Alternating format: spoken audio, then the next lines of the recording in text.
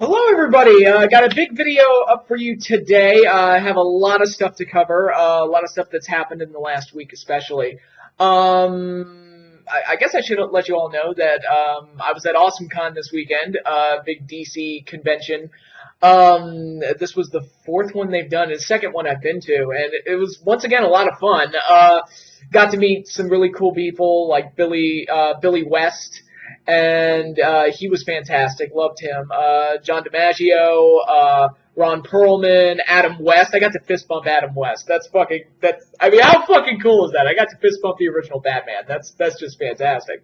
Yeah, a lot of cool stuff. Also got to meet Timothy Zahn, author of the Thrawn trilogy. He signed one of my books. Very cool guy, very down to earth, like. Obviously, this dude's a writer because he's always analyzing things, and we got to talking about the things he didn't like about The Force Awakens and stuff like that. Not in like a bitter, it's like, oh, they made my stuff not canon type of way, but very analytical of some of the decisions they made in The Force Awakens that he didn't like too much. But yeah, very interesting. I also attended his panel, and that was very informative as well. And a very cool guy. I bumped into Ron Simmons. I was just walking around the exhibition floor, and fucking Ron Simmons is just sitting right there at one of the stands signing autographs. And I was like, holy shit, I didn't even know he was going to be there. It's like, actually the right way to punctuate that, damn, just Ron Simmons just sitting right there. And I kind of yelled at him. I was like, hey, what's up, Farouk? And he was like, hey, he kind of waved and stuff. I didn't actually get to talk to him or anything, but I was just stunned that he was just sitting right there. It was really kind of a nice surprise. I also attended the Star Wars panel, which had David Prowse, the original Darth Vader, and Tim, God, I forget his name, Tim Roth, I think. He played Admiral Akbar, and Ray Parks, who played Darth Maul, and that was a really fun panel. The Agents of S.H.I.E.L.D. panel was really cool, too. Elizabeth Henstridge and Brett Dalton were there, and Brett Dalton is a really funny guy, like a really, really, like, charismatic, energetic, funny dude. And you wouldn't expect that from watching Agents of S.H.I.E.L.D. because he's very, not that he's bad, he's actually the best part of the show, especially, I mean, I won't spoil anything, but he winds up becoming the best part of the show. But he's, he's more of a serious character, so to see him in real life being this funny and this energetic and everything was actually really nice. Really cool to see. And if you get a chance to meet him, do it. He's a really cool cat. So yeah, a lot of cool stuff happened at AwesomeCon. Had a great weekend. You were in the DC area that weekend and you went. I'm sure you all had fun as well. It was a blast. Because I was there all 3 days, that's one of the reasons that I didn't get around to putting this video out sooner. This video is going to have the top 10 matches for the month of May. I know we're already like a week into June, so it's a little late, but yeah, my top 10 favorite matches for the month of May and my pick for brand of the month for May, that'll be tacked on at the end of this video. And what I do in the meantime, before I get to that part, I'm going to talk about some things that happened during the week in the world of professional wrestling. A couple of the wacky things that went down. Well, we've got NXT TakeOver, The End, occurring Wednesday night. So that should be a lot of fun. Another live NXT TakeOver special. Their TakeOver specials are typically amazing, and I expect this one to be pretty good as well.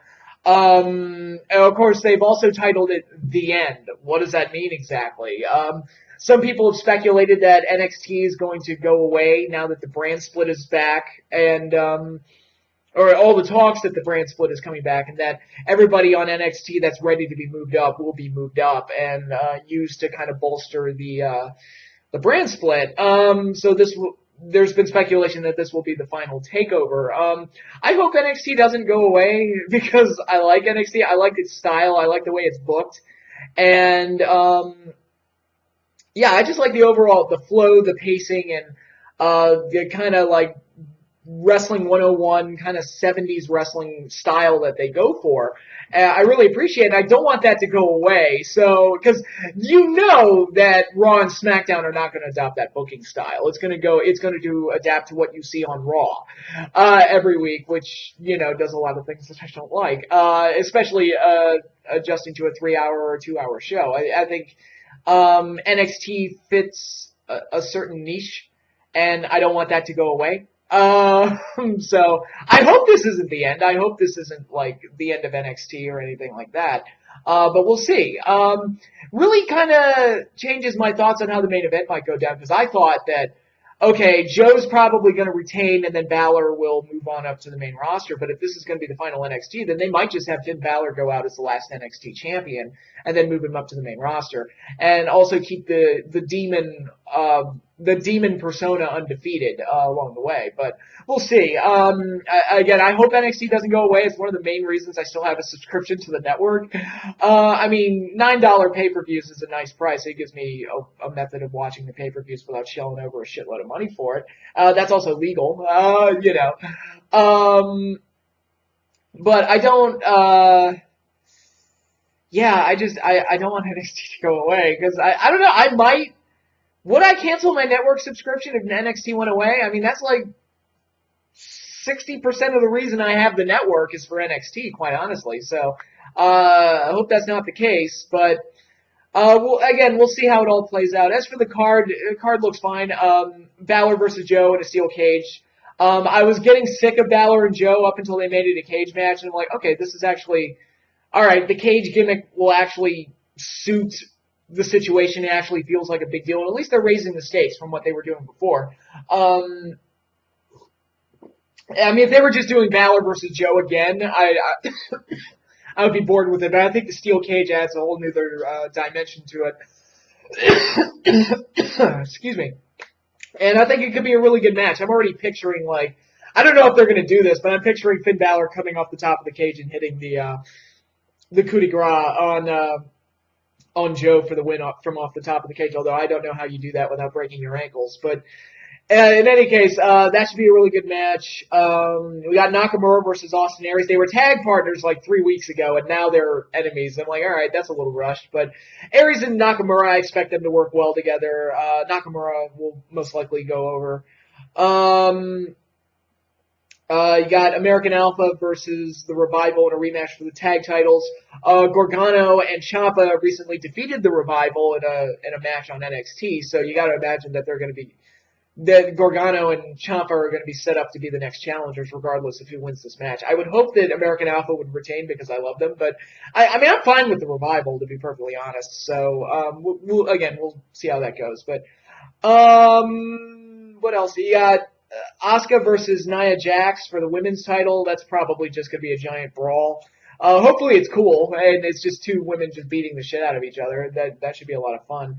And Ty Dillinger's going up against, I forget his name, some new guy that's debuting, who has a reputation and everything, but the name's escaping me at the moment. But, yeah, card looks pretty good. Hopefully it delivers and we get another strong takeover special, and hopefully it isn't the last one. Fingers crossed.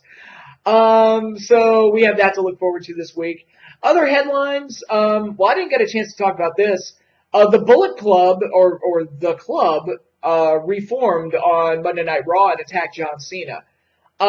This sounds really awesome on paper, and the segment came off well. I thought it was the most exciting part of Raw last week, and of course we get to see the follow-up tonight.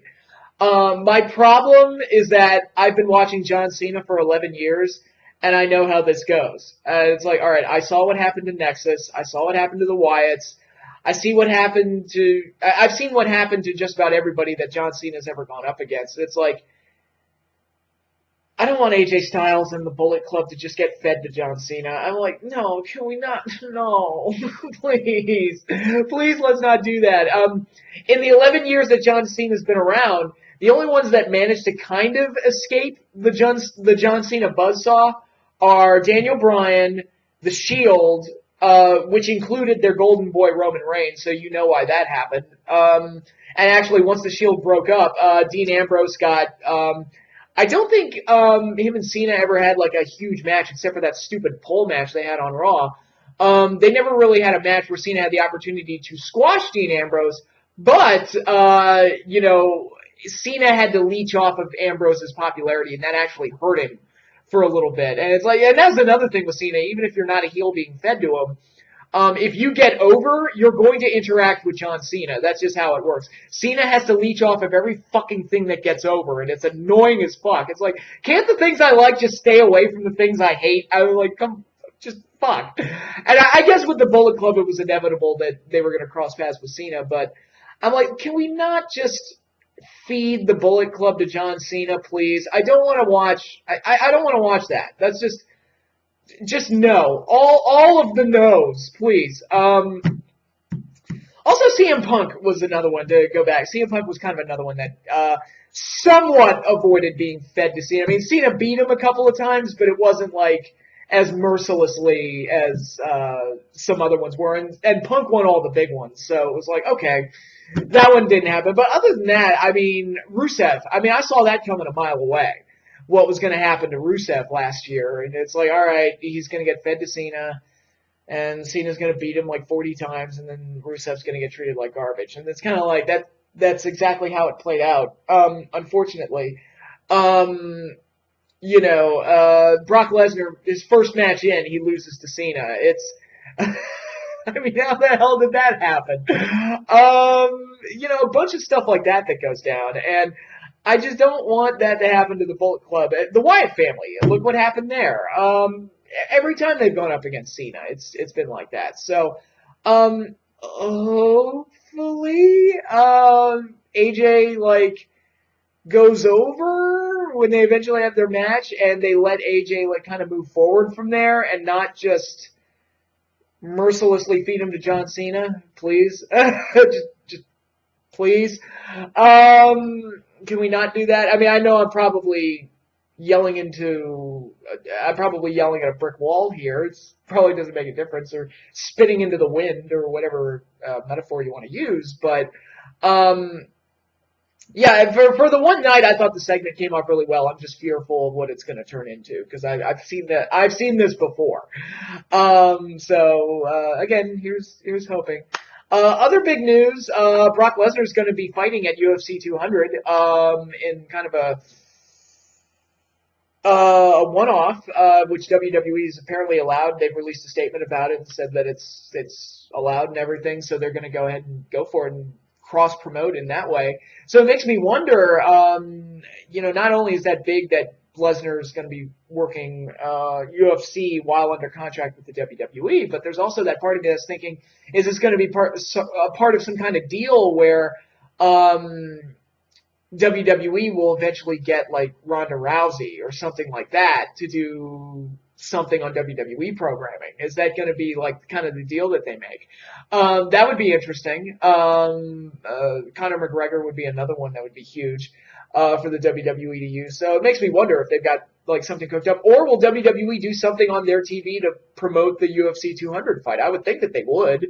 Why wouldn't you? One of your guys is going to be fighting in the octagon. I'd promote that too. But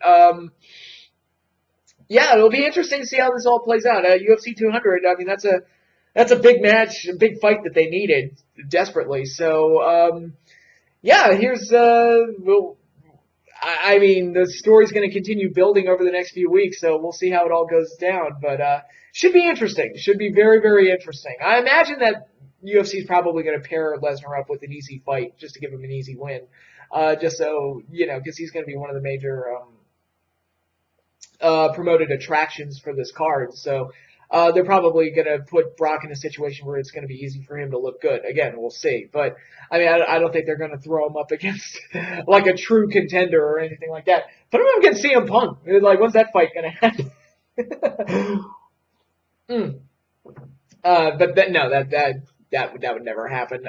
Completely different weight class and everything like that. But, yeah, it's a huge piece of news, and we'll see how it all goes down. So, yeah, I'm excited about it just to see what UFC does and what WWE does in response to it, and what if there is going to be some kind of a working relationship between WWE and UFC moving forward. Who knows? Could be very interesting. And now it's time for me to give you my top 10 matches for the month of May 2016. So with that, we'll take off the shades, put on the glasses, and let's read the list that I have. Very diverse list this month. There were a lot of shows. Ring of Honor had their Global War show. New Japan had Wrestling Dontaku, and they did their Best of the Super Juniors tournament, which I didn't get to watch too much of. There was one match in particular I had to watch because of all the headlines it made, and sure enough, it made the list, so I'll get to talk about it in great detail. Lucha Underground continues to be Lucha Underground. They had some big ones this month, and WWE had 2 pay-per-views, so there's a lot of stuff, a lot of different areas, and a lot of great matches came out of it. So with that said, let's jump into the list. Number 10, Sami Zayn versus Kevin Owens from WWE Payback 2016. I said this when I reviewed Payback. This wasn't as good as some of their previous matches. If you watch NXT and you watch their stuff in Ring of Honor and various other promotions, they're capable of much, much, much better than this. But for a mid-card match on a pay-per-view with some build-up behind it, and a very great, awesome video package building it up, the match turned out really well. And I thought it was really good. Kevin Owens got the win, which was nice to see. And because, I like it when heels look good because you can build heat on them and stuff. But, I just thought it was a really good match. There's really nothing else to say other than that. One thing that both pay-per-views this month did, both Payback and Extreme Rules, is that the undercard matches were allowed to shine a little bit and get more than what they normally would. And Sami Zayn and Kevin Owens, I believe, was the second match on the show. And coming right off of the unfortunate injury, concussion from Enzo Amore, so they had to kind of overcome that as well. And I thought they shined and did really well, so turned out pretty well. All right, next up, number 9 from New Japan's Wrestling Dontaku show, Katsuyori Shibata versus Yuji Nagata for the Never Openweight Championship. Yuji Nagata, old man Nagata, still got it. I'm really impressed. And the Never Openweight title has kind of become synonymous with these strong style type of matches, these hard-hitting, just stiff-fest style of bouts. And this one fit right in with that. And Nagata was able to hang in there with Shibata really, really well. And I was amazed. It's like, man, the old man still got it. And I'm typically critical of the old guys if I notice that they start to slip or if I notice they're not as good as they used to be or whatever. It's like, yeah, maybe it's time to slow it down a little bit. But if you can still go, by all means, keep going. And Nagata, based on what I'm seeing, the man can still go. And another impressive performance in his long and illustrious career. That was, this match was punctuated by a kind of a shocking title change. They actually put the belt on Nagata. He is now the Never Openweight champion. So hopefully we can get more matches like this in the future because I typically really enjoy the Never Openweight championship matches, and this was another one that I really liked. So hopefully Nagata can keep giving us performances like this because this one was pretty good. I liked it a lot. Number 8, Roman Reigns versus AJ Styles for the WWE title from WWE Payback 2016, the main event of that show. I was critical when I reviewed Payback. I was critical of some of the things that they did in terms of the booking, like restarting the match. They brought out Shane and Stephanie to restart the match in cases of disqualification and count-out, even though those were completely legitimate calls and completely fair calls. And there was really no controversy. They just kind of restarted the match, which to me sets a precedent. Like, all right, so this is, I might as well just make every main event no DQ from now on because, it's, if you're just going to do that every single time that a count out or a DQ happens at a main event, you don't want to have a DQ or a count out in a main event with the title on the line, but, if you're just going to restart the match anyway, might as well just make every main event no DQ. So, that piece of booking aside, and that's largely on my own, nitpicky BS side of things, I thought the match was really exciting, really crazy, and just a really fun main event where I really, really, really wanted to see AJ Styles win the title, and he didn't, unfortunately, but, for a split half a minute towards the end, I was thinking, God, it would be so great if AJ won this. When the match started, I thought, there's no way AJ's winning this. And by the end, I was like, oh man, wouldn't it be really awesome if AJ won? Of course he didn't. But, I do have to say, I really like that table spot with AJ hitting the phenomenal forearm to the outside of the ring and putting, Roman through the table. Beautifully set up table spot because they didn't set it up. And that's what made it work. Because too many table spots spend way too much time setting up the table. And if it's at the announce table, they'll spend like 5 minutes ripping everything off the announce table. I'm like, dude, if you're going to slam a guy through the table, just slam him through the table. You're not going to care if there are fucking monitors there and all that shit. You know what I mean? If you were really in a fight, you wanted to slam a motherfucker through a table, you're not going to clear the table off for his own safety. It's like, no, go put the motherfucker through the table. It's one of the reasons that Brett and Diesel at Survivor Series 95, to me, is the kind of the measuring stick of all table bumps, because it came out of nowhere. And that's why it worked. And that's why it was beautiful. And this one was kind of cut from the same cloth. So I really liked it. And I really liked how it was done. So just wanted to throw that major kudos out there to whoever came up with that spot. That's why it works so well. And I wish more table spots were more like that one. So, yep, that was number 8. Number 7, a Lucha Underground match. Prince Puma, El Dragon Azteca Jr., and Rey Mysterio Jr. versus Johnny Mundo, PJ Black, and Jack Evans for the Trios titles. This was from the 525 episode of Lucha Underground, and very, very good. Nice, action-packed Trios championship match. All these great talents involved. Mundo getting his way into the team with PJ Black and Jack Evans is actually a match made in heaven, because I think the three personalities mesh together very well. And Rey Mysterio, Prince Puma, and El Dragon Azteca Jr.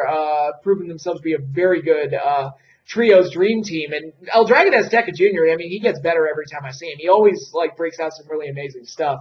And, you had that whole sequence where the heels were, the referee got knocked down, so the heels were just low blowing everybody left and right. And you knew who the heels were, you knew who the faces were, and it was a nice, exciting, action-packed match that concluded with kind of a surprising title change. Mundo, Evans, and Black are now the Trios champions. They would have a rematch the next week, but that one might be on the June top 10 list. We shall see. But for the first encounter, I thought it was very good, very exciting, and it was great to see. Moving right along from there, number 6, also from Wrestling Dontaku, Kushida versus Jushin Thunder Liger for the IWGP Junior Heavyweight Championship. Speaking of old guys that still got it, Jushin Liger, dude's in his 50s, and watching this match, I'm like, dude can still go. Dude, it might not be what it was 20 years ago, but he can still put on a really good match. And it was great to see him work with somebody like Kushida, who is a very talented, very gifted athlete. And, you've got Jushin Liger, who's the pioneer of this division and kind of the grandfather of that particular style of wrestling, that particular discipline. And the match I thought was very, very good. Very exciting, way better than I expected. Because at this point in his career, when you see Liger, you typically see him in tag matches where he's there to kind of hit his spots and make young guys look good and do all that stuff, which is fine. But in a singles match, you don't see it as much from him anymore. And it was nice to see him go out there, and he's like, yeah, dude still got it. He's still good to see. So, unlike Nagata, Liger did not win the IWGP Junior Heavyweight title, but still a very good match all the same, and one that I really enjoyed. Number 5, from WWE Extreme Rules 2016, The Miz defending the Intercontinental Championship against Cesaro, Kevin Owens, and Sami Zayn in an Intercontinental title Fatal 4-Way match. Again, very good match. Action-packed, a lot of craziness, a lot of near falls, very Ring of Honor style of wrestling, the way it was constructed. And I thought the match turned out very well. It got a lot of rave reviews when the pay-per-view happened, and it was right smack dab in the middle of the show, and it was this nice little kind of major highlight of the undercard or the mid-card. And I thought it came off very, very well. Miz retained the title, which I'm sure disappointed many, but I'm actually liking his new character right now, so I'm fine with it. And I typically don't like title changes in Fatal 4-Ways. I don't like title defenses happening in Fatal 4-Ways typically. But if you're going to do it, make it great. And they did. They made it great. So, very enjoyable match. Very, very enjoyable match. Number 4, another match from Wrestling Dontaku, New Japan's big show this month. Tetsuya Naito defending the IWGP World Heavyweight title against Tomohiro Ishii. This was a big match for Naito because it's his first title defense on a major show. as the IWGP World Heavyweight Champion. And by the way, what they've done with Naito is kind of the template for what WWE probably should do with Roman Reigns, but they're not going to do. It's what I've talked about before. It's like, look, if you have a babyface that the fans aren't liking, you can turn him heel, and he'll either get massive heel heat or he'll gain acceptance as a babyface. And it looks like the fans have actually taken to Naito now, and it's like, okay, yeah. I mean, I don't understand why this is so fucking complicated, why they feel the need to make it harder on themselves than they really do. And when there's a precedent for it, and it almost always works. So, in any case, I thought Naito and Iishi, it's a fresh main event. You don't typically see, those two in a main event. I mean, for the longest time, it's been the revolving door of Okada, Tanahashi, formerly Nakamura, and formerly AJ Styles. Now you're getting some new guys at kind of the IWGP World Heavyweight title level. And Ishii's always been a fun guy to watch for me personally. Again, that hard-hitting, kind of stiff style. And I thought him and Naito had a hell of a match. It was a very good main event. Great stuff. Naito retained the title, which was expected. But for a first title defense, I thought it was very, very good and highly enjoyable. And again, it was nice to see Iishi in that spot as well. All right, number 3, the match that made a bunch of headlines. Ricochet versus Will Ospreay in the Battle of the Super Juniors tournament. This was from night 6. This match made some headlines. I believe ESPN covered it. Various people within the business reacted to it with differing opinions about it. Vader said it was just a mindless spot fest. That's not a direct quote, but that's basically what he was saying, is that it was a mindless spot fest. Other guys like William Regal praised it and said it's kind of the future of pro wrestling. So when I heard all this buzz that this match was getting, it's like, well, now I have to go out of my way to check it out just to throw my 2 cents in. And to be perfectly honest, this is coming from a guy who, I understand where Vader's coming from, and I definitely understand that mindset. I typically don't like matches like that. You've heard me, if you watch my videos, you've heard me be critical of, like, the multi-man ladder matches. I'm like, oh my god, they all look the same. Or the Young Bucks, who I'm especially hard on, all of their matches look the fucking same. Actually, their match at Global Wars, I was like, oh my god, they didn't throw any super kicks. That's fucking amazing. Of course, then the show ended with them throwing about 8 million super kicks, so it didn't even really matter. But, I'm typically critical when spots are rendered meaningless and pacing is there. I typically like matches that kind of milk the drama a little bit and just don't force move on top of move on top of move on there. I typically like the more main event style type of pace. Because I think it's, you can get more character development, more story development that way, and less chance of injury. That's another important thing of it too. You get to save your body a little bit. I mean, if you can convey something through facial expressions, why do you need to jump off the top rope? One of my favorite matches from my childhood was Ted DiBiase versus Virgil from SummerSlam 91. It was entirely because I bought the story. It's like you had this hated heel, an underdog hero, you had Piper on commentary selling the whole thing, and that whole match came off beautifully. It was masterfully worked. I never at any point go back and look at that match like, that match could have really used a shooting star press or something like that. So I am more of an old soul. I am more of an old school-minded type of guy. So I definitely understand where Vader's coming from and where some of the detractors are coming from. That said, Ricochet's a guy I have a lot of respect for. Obviously, I'm a Lucha Underground fan, so him as Prince Puma is terrific, and I love watching him. Basically, Prince Puma, up until this past show where he showed more of a dark side, which was actually legitimately shocking, Prince Puma is basically what the WWE wants John Cena to be, where he's the ultimate good guy. And Puma does it believably well. And it's like, yes, Puma is the good guy that's respectable and loved. Whereas Cena comes off as kind of a dick most of the time. He's like Cena's like that dickhead quarterback in like an old movie or something where he's like, yeah, everybody, like the school promotes him because he's a quarterback and he's the top star and everything and he wins all the awards and everything, but secretly he's like the bully that makes fun of the smaller kids and is, and that's the type of vibe that John Cena gives off a lot of the time where, you heard it on Raw this week. It's like, the future has to come through me and all this other stuff. It's like, yeah, you say that all the time and everybody wants him buried. So it's like, and all that shit. But anyway, bashing John Cena aside, I do have a lot of respect for Ricochet as a performer. And mainly because of his work in Lucha Underground, but he's shined in various other promotions and in various other situations as well.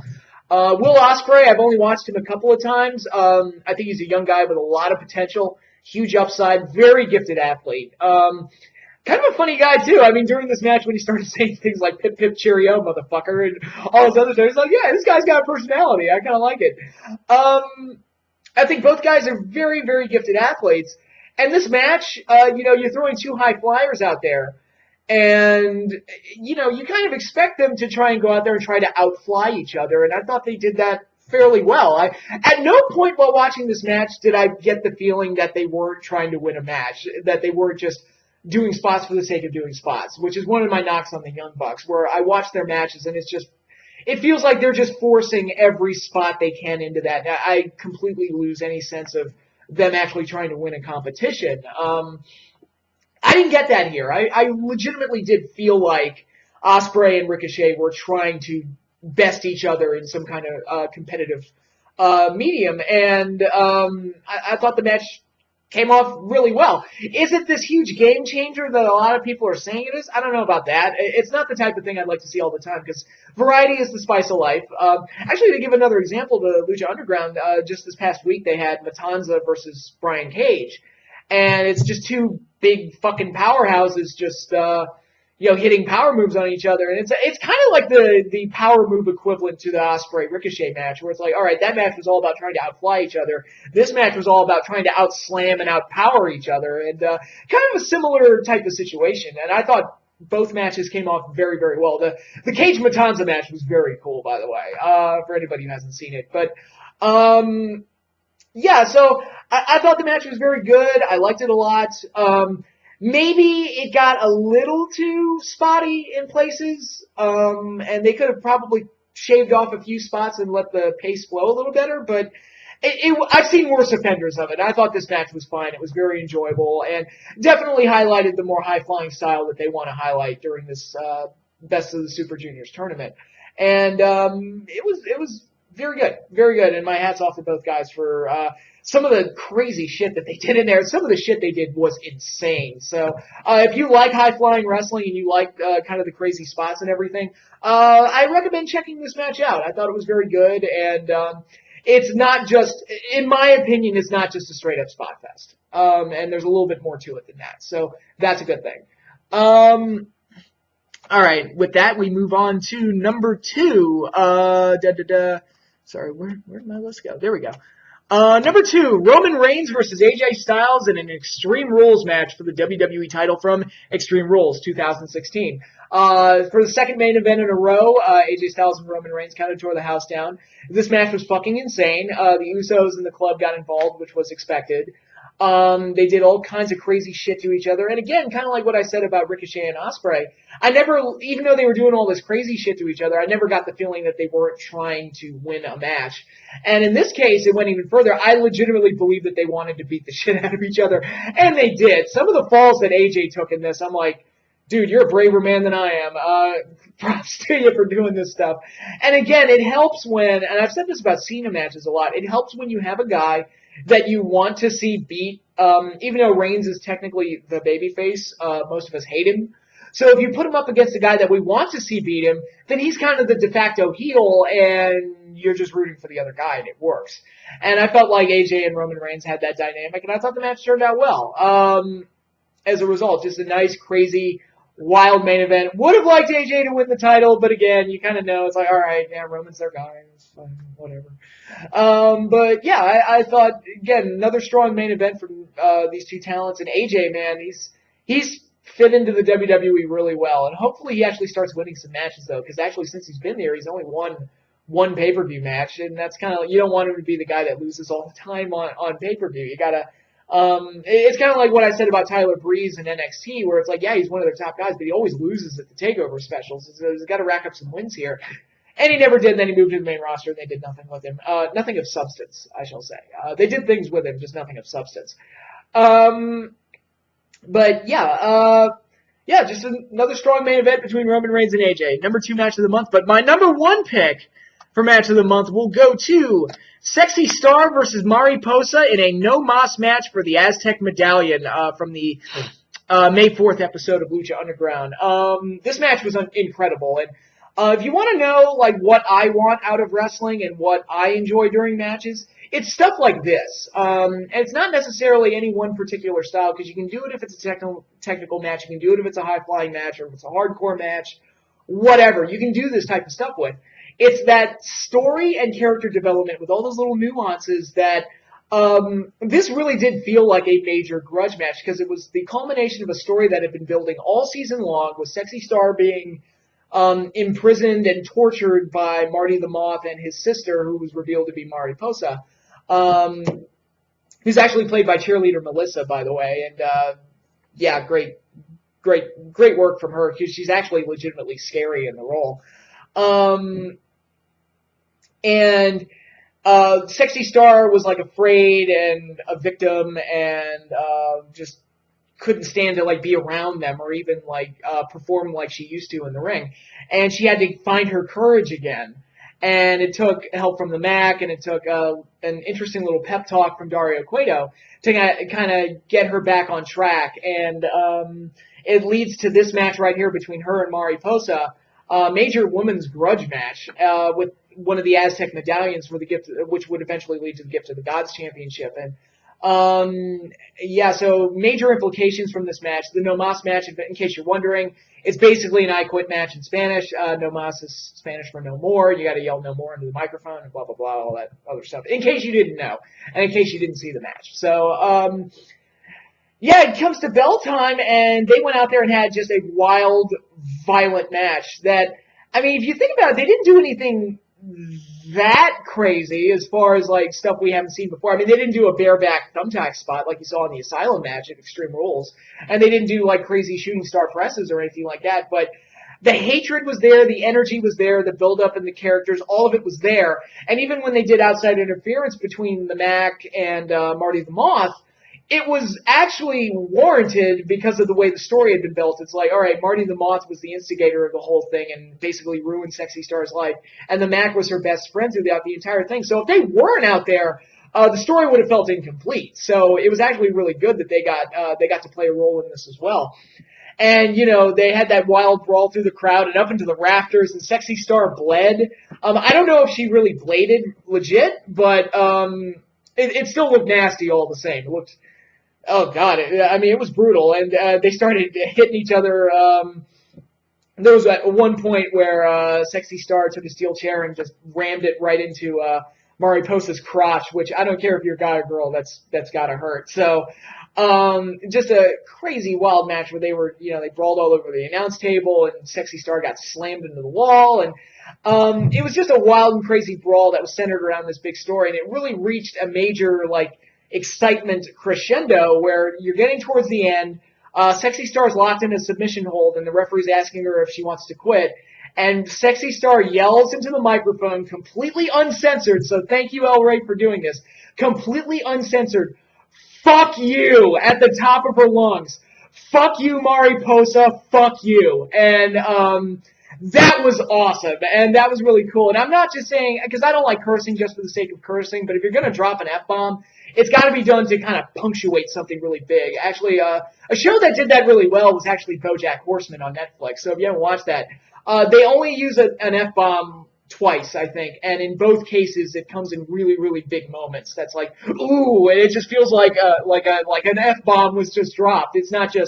It's not like a Kevin Smith movie, and I do like Clerks and Mallrats and all this thing, but it's not like a Kevin Smith movie where every other word is like fuck, shit, bitch, cocksucker, you know, all this other stuff, to the point where you kind of become desensitized to it. And to hear that yelled on a wrestling show, completely uncensored, it was like, holy shit, and it raised the entire thing to a whole nother level, and really amped up the excitement, really amped up the energy and the passion and just the raw energy and hatred that was being put on display here. And it's I mean, this was a match that was worthy of, like, in terms of the way it was booked, it's a match that was totally worthy of, like, a WrestleMania or a Starrcade, like, that type of feud-ending major grudge match. And I love it when you're able to accomplish that type of thing, where you have the great build-up, the characters are in place, the development's there, and then you do the match, and it comes off flawlessly. And I love this type of stuff. And to me, that's what wrestling's all about. it doesn't matter how you get to that point, doesn't matter, how you do your match or what style you work. It's just, when it comes time, you gotta deliver. And these girls, I thought, delivered tenfold. I thought the match was incredible. Of course, Sexy Star got the win, got her revenge, made sure to pay back, Mariposa. Even when she, locked in, the armbar after the match was over, you didn't get a sense that Sexy Star had, turned heel, a la Bret Hart at WrestleMania 13 or anything like that. It was just no, fuck you, Mariposa. You're crazy. You're sick. You're insane. Fuck you. And, it came off beautifully. This match was amazing. It was one of the most, again, very raw, very emotional, very good match all the way around. It happened very early in the month, happened May 4th. And I thought, man, I'll be shocked if this isn't the best match of the month, because it had everything I wanted out of a great match. And my hats off to both girls, Sexy Star and cheerleader Melissa, Mariposa. Both did an incredible job with this, and came off amazingly well, and made for great television as well. So, that's my pick for favorite match of the month. That's my top 10. Now to pick my choice for brand of the month. Obviously, Lucha Underground's very high on my list, as always. The show continues to be very good. NXT, they're kind of in a spot right now where they're just setting up the next TakeOver special, but nothing really great happened outside of some amazing video packages that they've done. Main roster WWE has gotten better. Like I said, it's gotten better. It's not great yet, and there's still a bunch of formatting things I wish they wouldn't do, but overall the show's better than it has been. And they had 2 pay-per-views, both of which I enjoyed. So, when was the last time I was able to say that about anybody? It's this promotion did 2 pay-per-views in 1 month, and it was actually good. So, excuse me. And, Ring of Honor did Global Wars, and it wasn't feeling that show. It's not a terrible show, but I just wasn't feeling it. And the main event, the way it played out, and the fact there was no finish in the main event after building up Colt Cabana the way they did, it felt like a huge cheat, more than anything else. TNA is still TNA. But man, if I had to pick a favorite this month, I'm probably going to go for New Japan. I really liked Wrestling Dontaku. I thought it was a very good show. Then you got the Best of the Super Juniors tournament, which is ongoing, and you had that Ricochet Will Ospreay match, which garnered a lot of attention. It was nice to see something gain attention in wrestling that wasn't like a scandal or something like that. Like, people were legitimately critiquing the art form. Whether they liked it or not, it was just nice to see a huge discussion brought about by something in the art form itself, and not some kind of major scandal or something went wrong or kind of shameless self-promotion or something like that. It was legitimately caused by a performance, and that was good to see. And I really enjoyed that. So I'm going to give Brand of the Month to New Japan Pro Wrestling. Filling the void left behind by Nakamura and AJ Styles has been very hard for them, and I think right now they're putting the pieces into place to eventually kind of. They're going to be okay, I think, and I think the shows have been pretty good. I really liked Wrestling Dontaku, and the tournament underway is providing some good stuff as well. So, so that's all I have for you in this video. It was a long one, had a lot of stuff to get through, but I'm glad I did.